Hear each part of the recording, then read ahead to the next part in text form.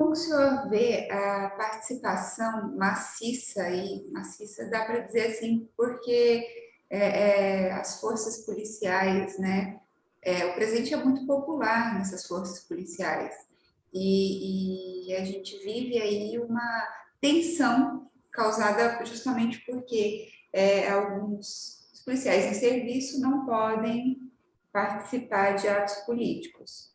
E aí, quando você passa isso para o Exército, né, membros do Exército não podem participar de atos políticos também, né, em apoio a personalidades, ainda que não estejam em serviço. Mas o discurso, desculpa, o discurso de intervenção ele é muito forte nessa categoria, que é justamente quem tem o monopólio do uso da violência legitimada pelo Estado.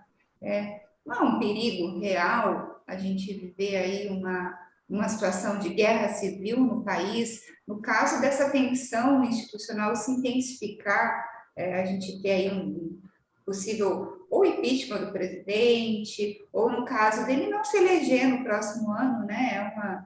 Bem aí com dificuldades nas pesquisas, essa construção, esse afunilamento para uma possível tentativa de golpe de Estado, ele é real ou enfim, uma abstração, um fantasma do passado aí que a gente teme e que é possível pensar dessa conjuntura?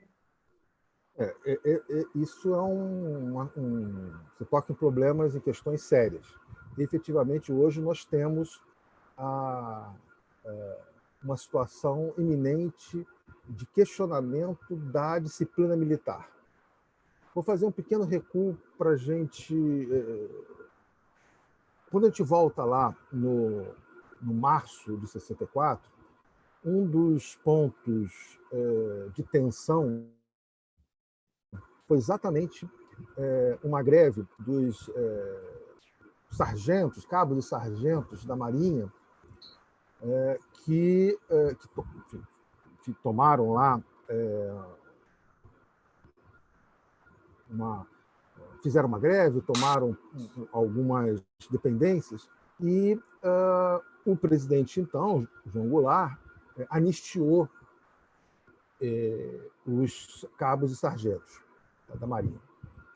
Isso foi visto como uma quebra da disciplina militar, e isso foi um ponto importante para contribuir significativamente para o desenrolar do que aconteceria no março de 64.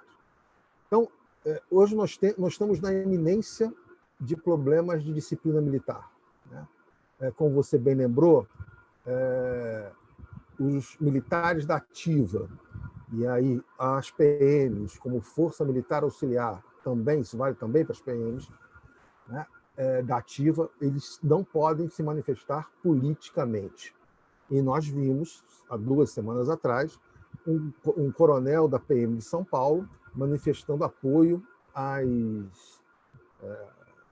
e incentivando aos colegas a irem às manifestações do 7 de setembro, tendo sido retirado do posto de comando em que tinha.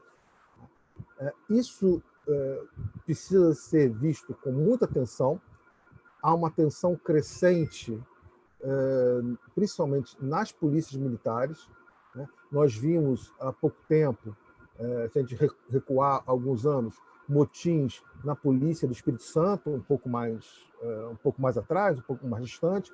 Mais recentemente, tivemos a greve de policiais no Ceará, com desdobramentos políticos bastante significativos, né? O senador da República foi alvejado, né? Foi baleado por um amotinado, né? Já que PM não faz greve, é motim. Então, há uma tensão crescente. E aí a gente tem que olhar o que aconteceu na Bolívia. Quando o presidente Evo Morales foi deposto, ainda que considere que o Evo Morales errou em buscar uma reeleição que me parecia ilegal, mas não é essa discussão, mas preciso fazer essa observação, quando ele é apiado do poder, ele é retirado do poder, quem faz isso não são as Forças Armadas, são as forças policiais, com o olhar, sobre nenhuma intervenção, as Forças Armadas não defendendo o presidente. Ele é obrigado a se exilar, há um governo provisório, se faz eleições, e atualmente é um partidário do mesmo partido do Evo Morales que preside a Bolívia. Isso é um exemplo de como não me parece que no Brasil, que é um país muito maior e com uma diversidade maior, isso nós podemos pegar esse exemplo e o Brasil seguirá o mesmo. O que eu quero chamar a atenção é que há sim uma tensão forte nas polícias militares, e esse talvez seja o principal foco insurgente e apoiador de uma eventual intervenção militar. Particularmente vejo, não sou um especialista na área militar, mas a minha leitura é que as Forças Armadas, o Exército, a Marinha e a Aeronáutica não me parecem muito dispostas a entrar numa aventura dessa. Alguns grupos, evidentemente, sim, mas principalmente os militares da ativa não me parecem, principalmente no alto comando, não me parecem dispostos a isso. Mas nós temos que lembrar, e acho que isso é um outro, para a gente entender esse momento, que o atual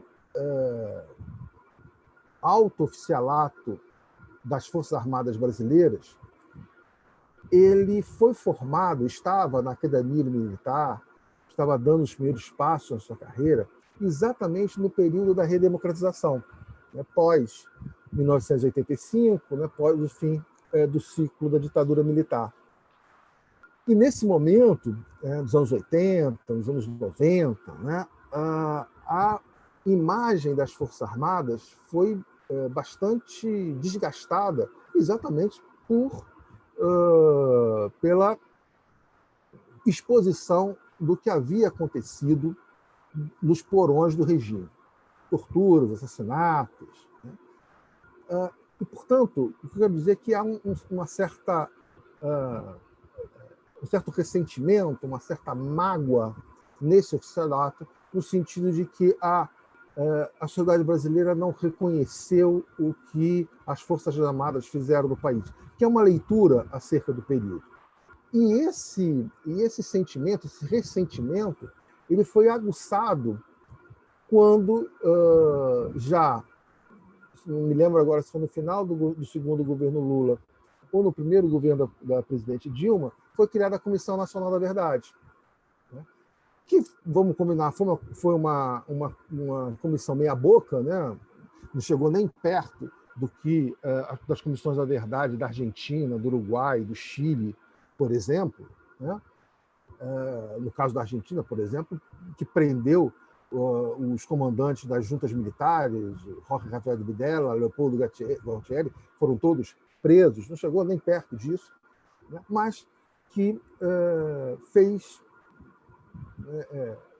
voltar a esse sentimento de ressentimento voltar a aparecer.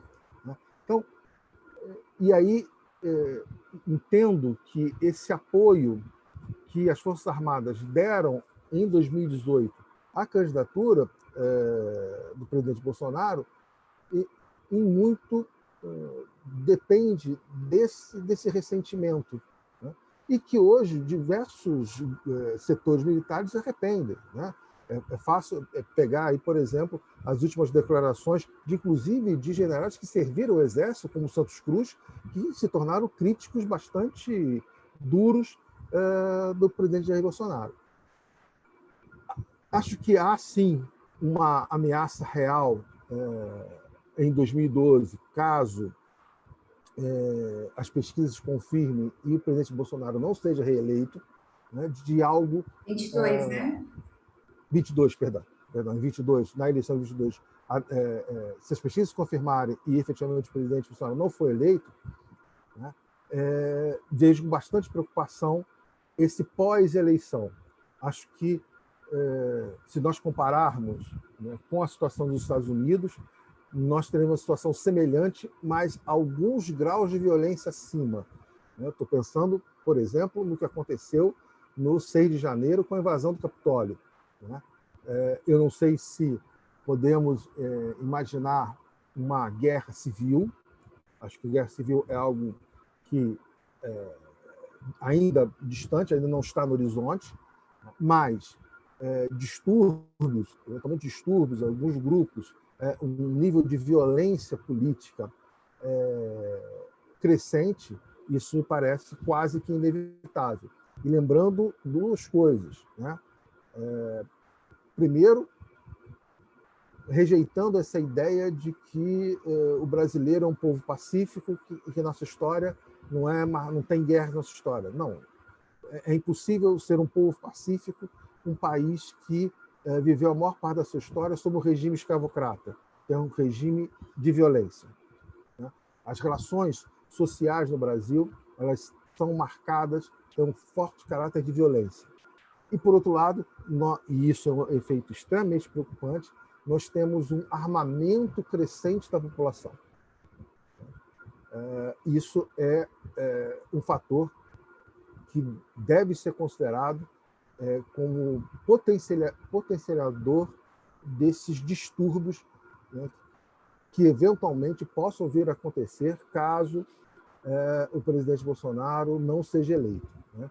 Ainda que, particularmente, se ele for eleito, acontecer pior ainda, porque os outros exemplos, estou pensando no caso do Viktor Orbán na Hungria, é exatamente no segundo mandato dele em que as políticas autoritárias vão num crescendo. Né? Mas, sem sombra de dúvida, vivemos um período bastante difícil e perigoso.